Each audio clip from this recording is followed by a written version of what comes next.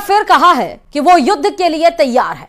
पाकिस्तान के गृह मंत्री ने कहा कि सिंधु जल समझौता रद्द होने का मतलब युद्ध है और पाकिस्तान इससे पीछे नहीं हटेगा। रावलपिंडी हेडक्वार्टर में भी भारत को लेकर लगातार मीटिंग चल रही है। जब से जनरल मुनीर को पता चला कि भारतीय सेना 3 मोर्चों पर युद्ध के लिए तैयार है, उनके कोर कमांडरों में हड़कंप मचा हुआ है। देखिए रिपोर्ट।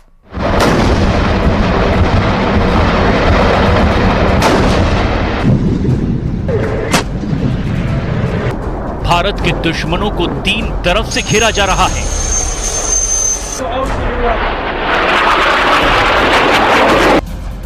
पाकिस्तानी सेना को पता है कि उसे बहुत बड़ा सरप्राइज मिलने वाला है।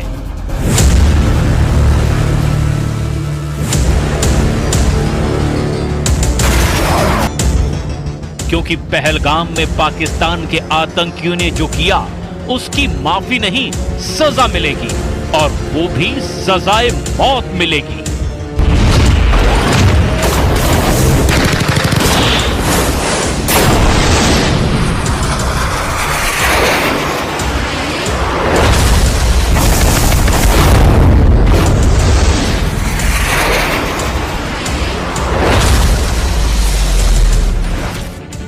कुपवाड़ा के पास एलओसी पर पाकिस्तान ने गोलीबारी की और इसका उसे जवाब भी दिया जा चुका है।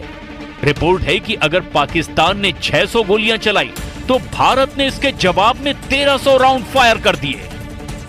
यानी पाकिस्तान को एलओसी पर जवाब मिलना शुरू हो गया है। पाकिस्तान के हर अटैक के बदले डबल काउंटर अटैक हो रहा है।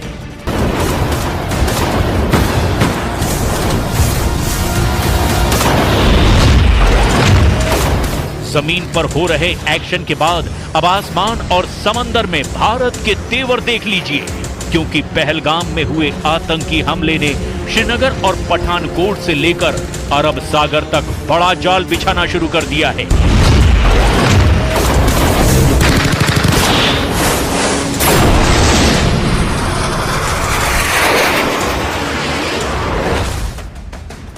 एलओसी से लेकर भारत और पाकिस्तान के बॉर्डर और साथ में अरब सागर तक हाई अलर्ट है। भारत के सबसे खतरनाक हथियार एक्टिव कर दिए गए हैं। एलओसी पर भारत की फौज अलर्ट है। पंजाब और राजस्थान सेक्टर में बीएसएफ की कड़ी निगरानी है और S-400 जैसे तमाम एयर डिफेंस सिस्टम भी अब 24 घंटे एक्टिव कर दिए गए हैं। भारत की टैंक रेजिमेंट भी अखनूर से लेकर गुजरात तक वॉर मोड में आ चुकी है। इस वक्त एयरफोर्स में 2 जहाज बहुत एक्टिव हैं और वो हैं सुखोई 30 MKI और राफाल, जो भारत के फ्रंटलाइन फाइटर माने जाते हैं। इन सब के बीच बड़ी खबर यह है कि पाकिस्तान का पहलगाम वाला एजेंडा फेल हो चुका है। नौसेना ने अपनी फायर पावर दिखाकर बता दिया है कि जो पाकिस्तान चाहता है वो कभी नहीं होगा। कि पहलगाम में आतंकी हमला भारत को बांटने की साजिश थी, जो पूरी तरह से नाकाम हो चुकी है। आतंकियों ने देश को बांटने की जो कोशिश की वो 48 घंटे के अंदर ही फेल हो गई।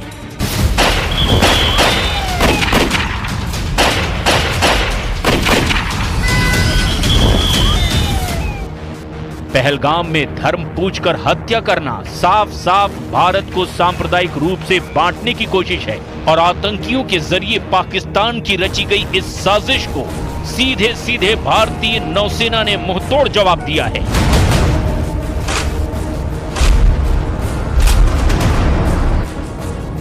नौसेना की ओर से सोशल मीडिया पर तस्वीरें जारी करके बताया गया कि एकता में शक्ति है। एकता में शक्ति यानी भारत को धर्म के नाम पर बांटने वालों को ऐसा जवाब मिलेगा जिसमें उन्हें तबाह करने का सिग्नल भी है। इस तस्वीर में 5 डिस्ट्रॉयर हैं। 3 हैं विशाखापट्टनम क्लास और 2 हैं कोलकाता क्लास। ये दोनों तरह के डिस्ट्रॉयर भारतीय नौसेना के सबसे खतरनाक जंगी जहाज माने जाते हैं। नौसेना ने साफ बताया कि उसके वॉरशिप मिलकर दुश्मन से लड़ने के लिए तैयार हैं। दुश्मन के खिलाफ अब एक होने की जरूरत है, यानी मैसेज साफ है, बांटने वालों को अब बख्शा नहीं जाएगा। एक ही सफ में नौसेना के 5 जंगी जहाज। और इस फोटो के जरिए नौसेना ने अपनी रेंज और फायर पावर की एक छोटी सी झलक भी दिखाई है।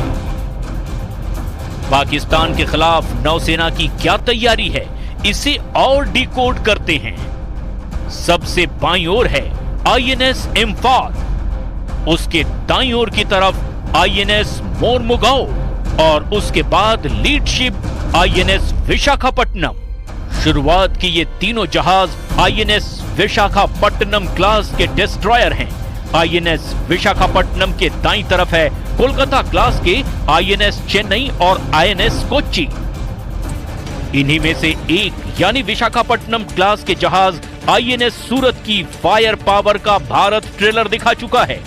पहलगाम में हुए आतंकी हमले के 48 घंटे के अंदर ही भारत ने सिग्नल दे दिया था कि वो पाकिस्तान के साथ क्या कर सकता है।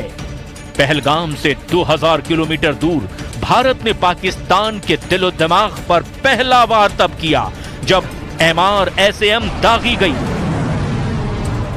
आईएनएस सूरत से भारत ने MRSAM यानी medium range surface to air missile launch करके बता दिया कि बदला लेने वाला इरादा कितना मजबूत है। 70 किलोमीटर तक आसमानी टारगेट को धमाके के साथ खत्म करने वाली इस मिसाइल ने अरब सागर में बड़ा सिग्नल दिया है। इजराइल के साथ मिलकर बनाई गई इस मिसाइल को आईएनएस सूरत से आजमाया गया, यानी विशाखापट्टनम क्लास का वो डिस्ट्रॉयर जिसके मुकाबले का कोई वॉर